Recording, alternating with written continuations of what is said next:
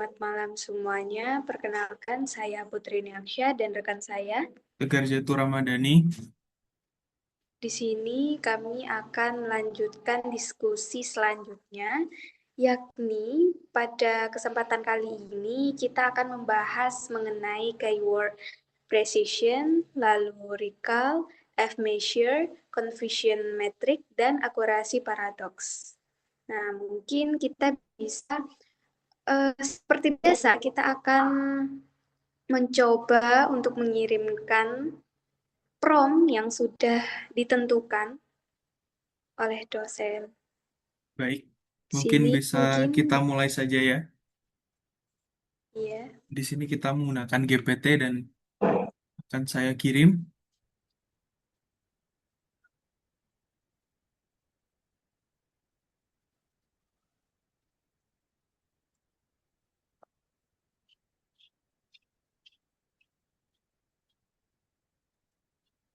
Nah, di sini kami mendapatkan sebuah studi kasus yang dimana perintahnya adalah sebuah perusahaan email membuat sistem klasifikasi untuk mendeteksi email spam dan yang bukan spam. Nah, dalam data nyatanya, ternyata hanya 1% email yang benar-benar spam, sedangkan 99%-nya bukan spam. Nah, tim data science membuat dua model. Yang pertama, model A memiliki akurasi yang sangat tinggi, yakni 99%. Tetapi, banyak email spam yang lolos tidak terdeteksi. Lalu selanjutnya ada yang model B, memiliki akurasi lebih rendah 95%, akan tetapi mampu mendeteksi sebagian besar email yang spam dengan baik meskipun kadang salah menandai email normal sebagai spam.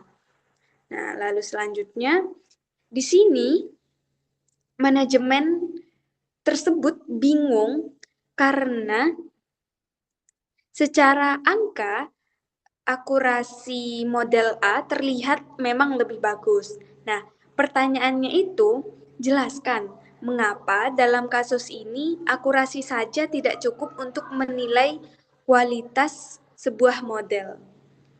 Lalu pertanyaan kedua ada, berdasarkan konsep precision dan recall, model mana yang memungkinkan lebih baik untuk masalah spam detection?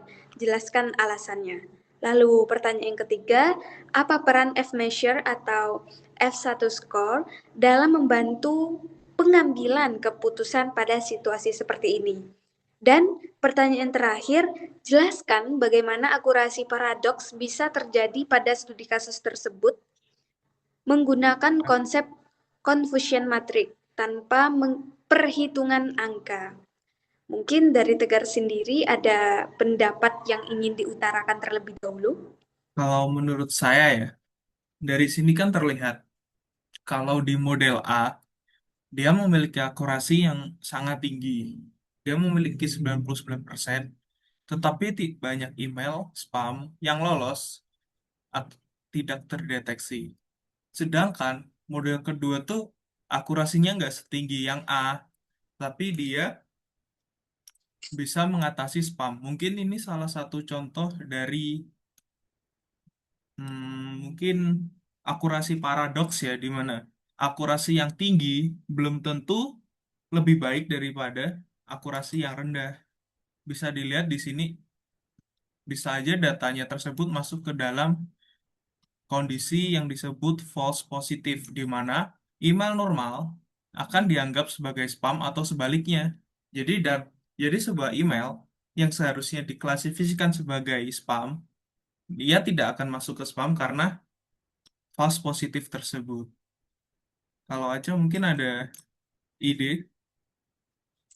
Izin menambahkan, mungkin kita bahas dari sisi keilmuannya dulu ya. Akurasi itu adalah proporsi prediksi yang benar dari keseluruhan datanya. Nah, masalahnya itu muncul ketika data itu kan tidak seimbang ya. Semisal nih, jika ada 990 email normal dan hanya 10 spam, model yang selalu menebak normal tetap bisa mendapatkan akurasi yang sangat tinggi. Nah, kalau dalam kasus ini, model A yang tadi mungkin memiliki nilai true negatifnya itu sangat besar, tetapi true positifnya itu kecil. Artinya dia itu atau ia sering benar memang pada email normal, tetapi gagal menjalankan fungsi utamanya, yaitu mendeteksi spam. Nah, kalau secara konseptual, memang akurasi itu tidak memperhatikan distribusi kelas dan tidak membedakan jenis kesalahan. Padahal dalam deteksi spam itu sendiri, kesalahan melewatkan spam itu memiliki konsekuensi berbeda dengan kesalahan menandai email yang normal sebagai spam gitu. Tahu, ini bisa saja tuh sesuai yang disebutkan di nomor satu ya. Di sini tertulis akurasi tidak cukup untuk menilai kualitas model. Nah, ini bisa disebutkan misalnya dalam ngetrain data tersebut, misalnya ada sekitar 1.000 data yang digunakan untuk ngetrain. Bisa aja tuh 900 sekian data yang digunakan tuh yang bukan spam. Dan email spamnya hanya 50. Jadi karena kesetimpangan tersebut, model tersebut tuh kayak ngedeteksi apa-apa jadi seakan-akan itu tidak spam karena data yang spam terlalu rendah. Mungkin bisa seperti itu. Apa Aca mau menambahkan lagi? Apakah ini yang nomor 2? Ini masih nomor satu. Apa kita mau masuk nomor dua atau masih mau menambah nomor satu lagi? Untuk yang nomor 1 sepertinya sudah cukup. Sudah. Kita masuk nomor dua. Ya. Siapa nih mau kamu dulu apa aku dulu? Kok ini enggak ini ya? Ya Allah. Ini dong, kesampingin GPT-mu dong. Gimana? Ini, Namanya sidebar-nya itu dihilangin aja. ini. Nah, Ya, sidebar-nya. Nah,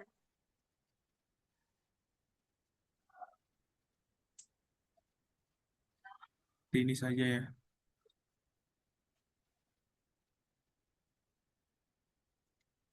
nah, mungkin bisa kita lanjut ke nomor 2.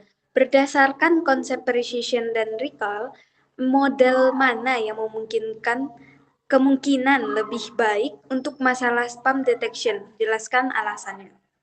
Nah, mungkin kita bahas terlebih dahulu.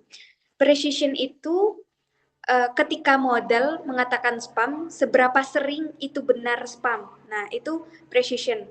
Kalau untuk recall sendiri, dari semua spam yang benar-benar ada itu, berapa hasil yang ditangkap. Nah, itu untuk recall.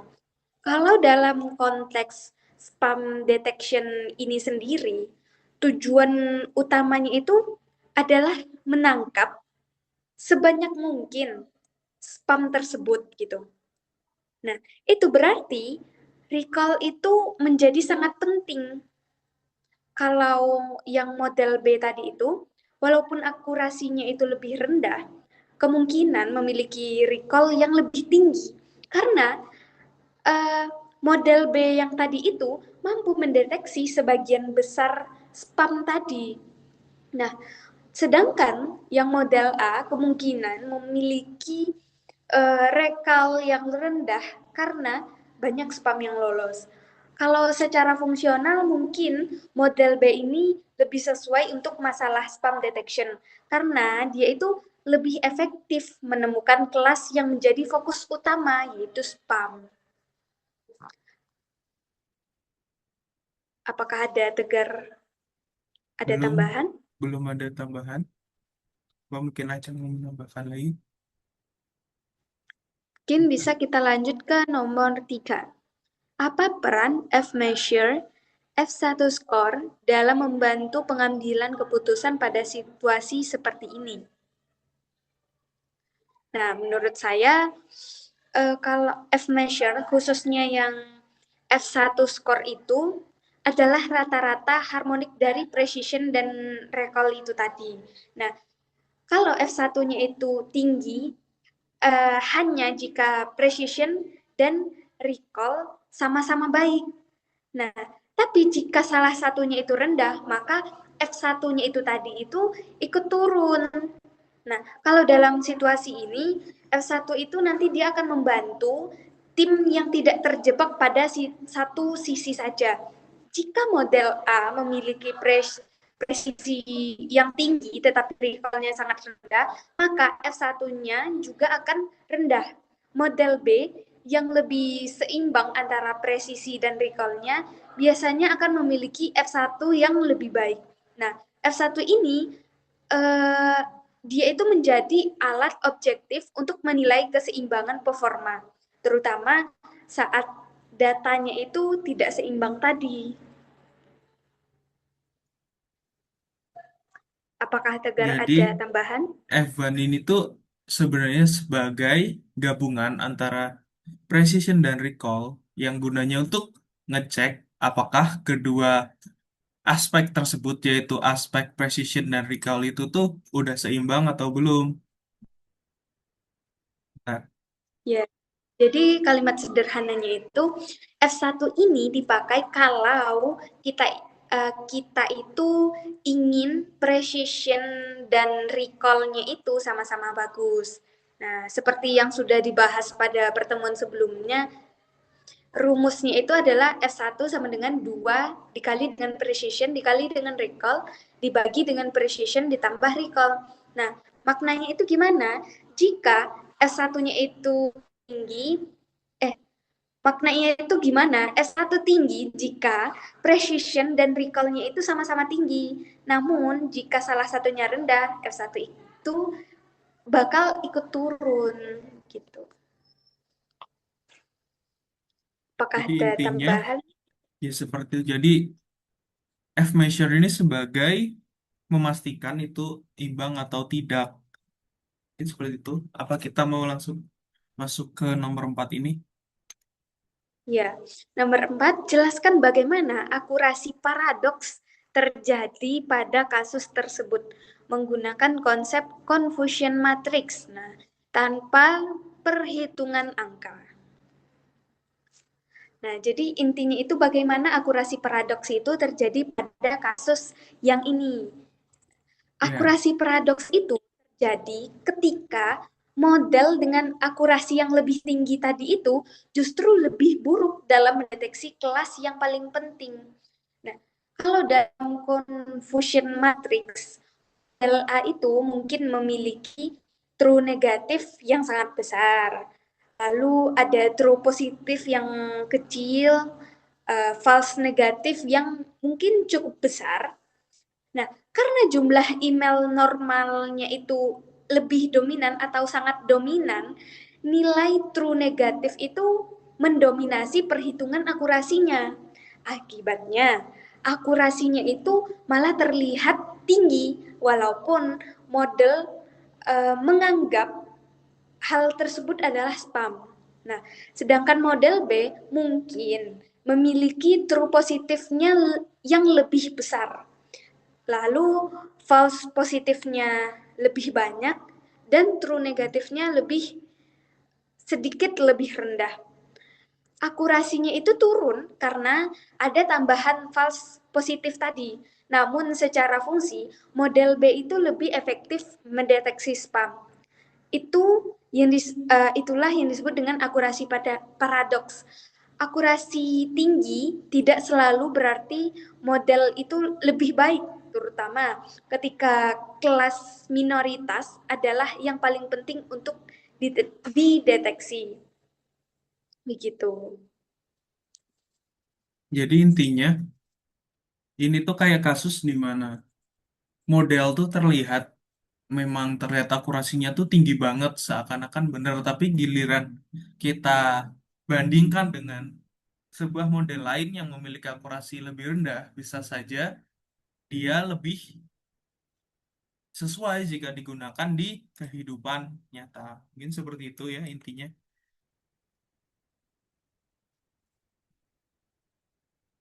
Apa kita kirim langsung aja? Nanti Betul. tinggal kita evaluasi dan mungkin bisa tanya jawab lagi. Ya, boleh-boleh.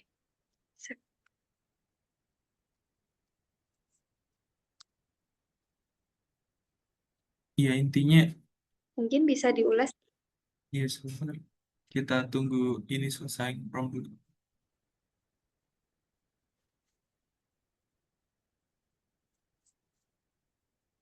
Ini berapa menit ya?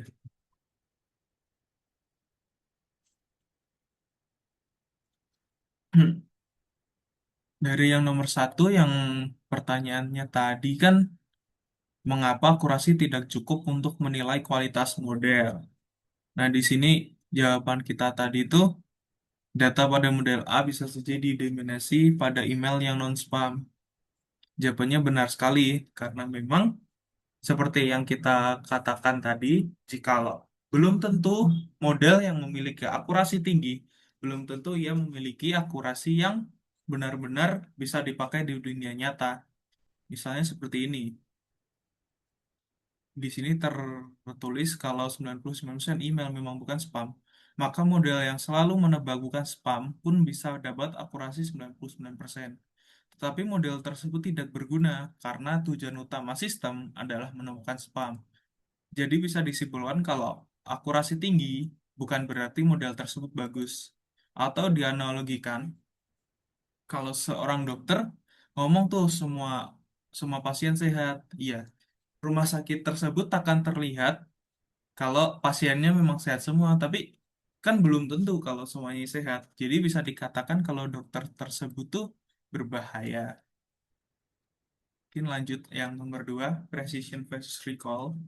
Model mana yang lebih baik? Nah, lalu untuk yang jawaban kita yang kedua, ternyata di sini sudah benar.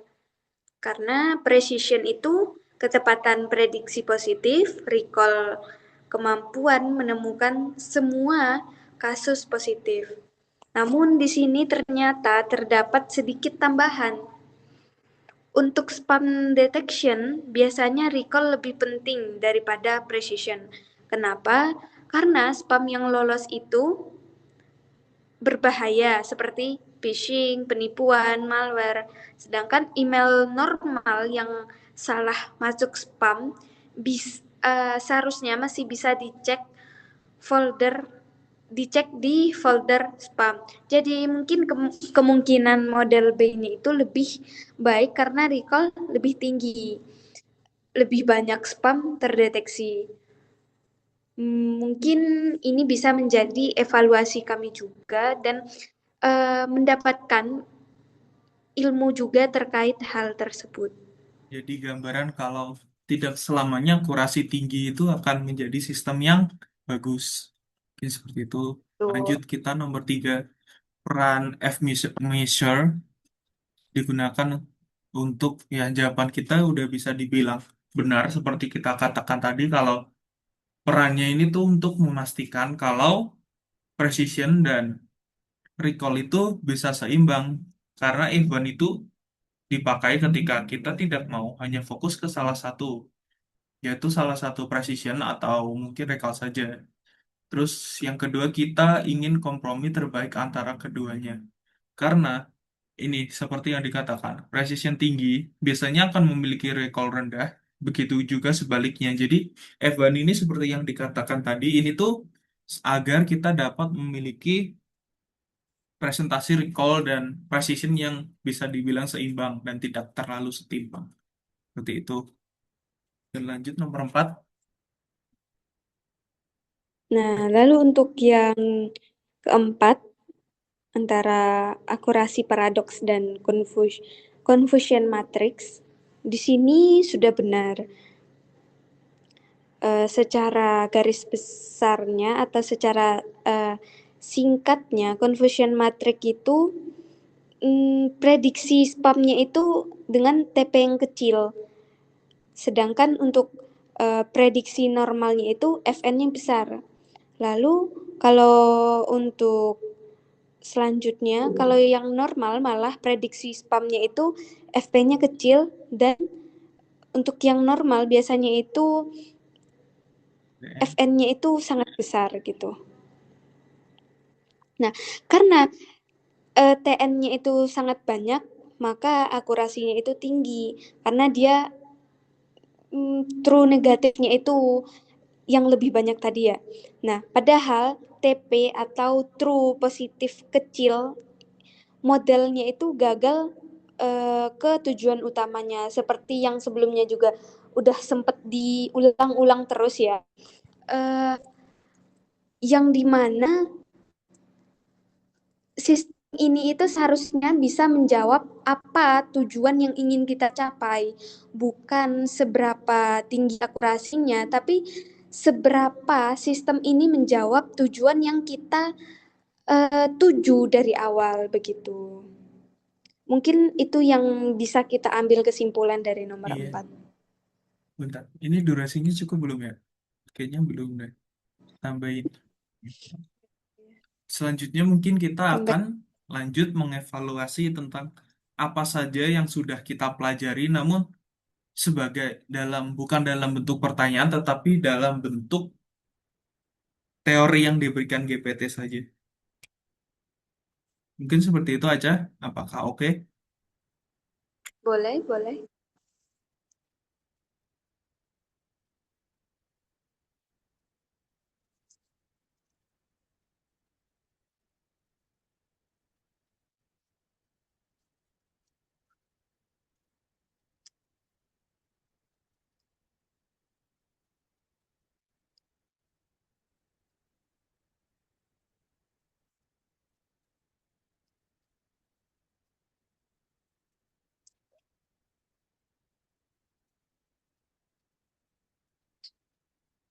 Nah, dari sini kita mendapatkan hal-hal seperti yang pertama, memahami keterbatasan akurasi. Jadi di sini tuh kita jadi paham kalau akurasi itu bukan acuan utama yang seakan-akan kalau kita memiliki akurasi tinggi itu akan menjadi sistem yang sangat perfect. Kita belajar kalau tidak selamanya akurasi itu sebagai acuan utama, bisa aja ada faktor-faktor lain karena sesuai studi case tadi 99% itu tidak sebagus yang 95%. Seperti itu. Yang selanjutnya aja Betul. mau Mungkin bisa dilanjut dulu, Tegar, soalnya di oke. sini ada sedikit kendala. Baik, selanjutnya yaitu memahami peran precision dan recall secara praktis. Yaitu precision fokus pada ketepatan prediksi dan recall fokus pada kemampuan menemukan kasus penting. Jadi di sini intinya kita sudah memahami peran precision dan recall. Ses- dan untuk apa kedua perannya tersebut. Lanjut lagi memahami fungsi F-measure atau F1 score. Seperti yang kita tadi bilang, ini tuh buat penyeimbangan antara recall dan precision. Seperti itu. Dan terakhir kita memahami akurasi paradoks secara konseptual. Dan mungkin cukup deh, Cah. Kita segini saja. Bisa ditutup.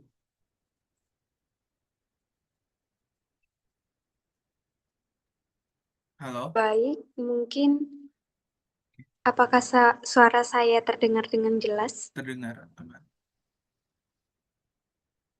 Baik, mungkin cukup sekian pembahasan kita pada pertemuan kali ini. Secara singkatnya ya, mungkin ilmu yang bisa kita dapatkan dari beberapa keyword tadi. Confusion matrix itu adalah tabel ringkasnya yang mencatat hasil prediksi model dengan membandingkan prediksi dan kenyataan. Isinya itu 4 jenis hasil tadi. Ada yang disebut dengan true positif atau TP, yang dimana modelnya itu bilang penipuan dan memang penipuan gitu. Nah, ini itu memang benar. Lalu ada false positif atau FP, lalu true negatif TN, false negatif FN. Lalu yang selanjutnya ada precision. Precision itu ukuran seberapa tepat sih saat model itu memutuskan sesuatu itu positif begitu. Ada recall. Recall itu adalah ukuran seberapa banyak kasus positif yang berhasil ditemukan oleh model tersebut. Selanjutnya, F-measure yang biasanya itu F1 adalah satu satu angka yang menggabungkan precision dan recall. Dan yang terakhir ada akurasi paradoks, yang dimana kondisi ketika akurasi terlihat tinggi, tetapi model sebenarnya itu buruk dan untuk tujuan utama yang tadi, karena data tidak seimbang begitu. Mungkin sekian pembahasan kita pada kali ini. Saya Putri Yuni Aksyah dan rekan saya Tegar Jatuh Ramadhani. pamit Oke, undur diri. oke. Wassalamualaikum warahmatullahi wabarakatuh.